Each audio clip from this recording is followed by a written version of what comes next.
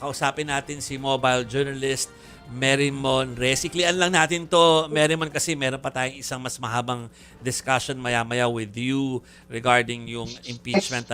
Pero yun lang, alam ko nagtatalo-talo na ngayon pa lang by way of mga statement yung mga senador tungkol dun sa pag-amend nitong batas tungkol sa criminal liability. Any update? Jovi, Chiki Mase, sa nangyaring shooting incident nga sa isang paaralan sa Tacloban, dito na rin yung pagpupush ni Senator Robin Padilla na magkaroon ng amendments doon sa batas na nagkakaroon ng exemption mula sa criminal responsibility yung mga batang edad 15 years old and below. Ito sa current law kasi natin or legislation, pinapa-undergo lang silang intervention pati rehabilitation programs. Pero dahil nga dito, ang hinihimok ni Senator Robin, maganda na raw na ibaba sa 10 years old yung pagsisimula, lalo-lalo na kapag heinous crimes o yung pagpatay. Ang sinabi pa nga ni Senator Robby Padilla kanina, meron para mga kaso ng rape at murder at tulad din ng shooting na nangyari kanina. At marami na raw sa iba't ibang bansa sa Asia ang pinababa na ang edad for criminal liability or responsibility. So maganda rin daw, gawin na rin daw ng Pilipinas. At kung sakali, gusto niya raw sana magkaroon ng special session kung saan matatalakay ito. At hinihimok niya rin yung mga kapwa niya senador na masuportahan siya sa pag-aamyenda ng batas. On the other hand naman, sina Senator Bam Aquino, ang pinoint out nila, meron kasi silang sa Basic Education Committee na Safe Schools Act.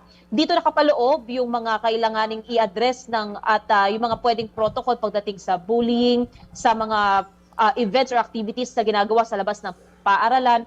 Idadagdag na rin daw dito yung sitwasyon ng mga shooting incident tulad ng nangyari kanina at kung paano raw masisiguro na magiging safe space talaga ang paaralan. Yan din ang sentimiento naman ni Senate President Sherwin Gatchalian na hinihimok din ang DepEd at ang iba pang mga sektor na magpadala na rin daw ng tulong, lalong-lalo na yung psychosocial support and intervention na kinakailangan, especially ng mga na-trauma. Senator Bam Aquino, yun yung point din nila, yung Safe Schools Act.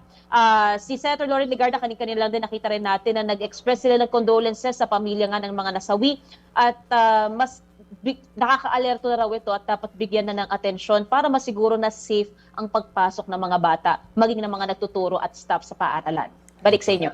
Okay, so actually na-discuss na namin kanina na okay naman yun na nabuksan yun, i-visit yung ating mga existing laws para dyan. Tapos sila na bahala kung ibababa or i-retain sa 15 yung age of criminal liability. Pero ang importante yung mga kaakibat na mga gagawin kapag may ganitong incident. Yun. Mukhang dapat doon mag-focus. Dapat ma-implement. At dapat ma-implement. Oo.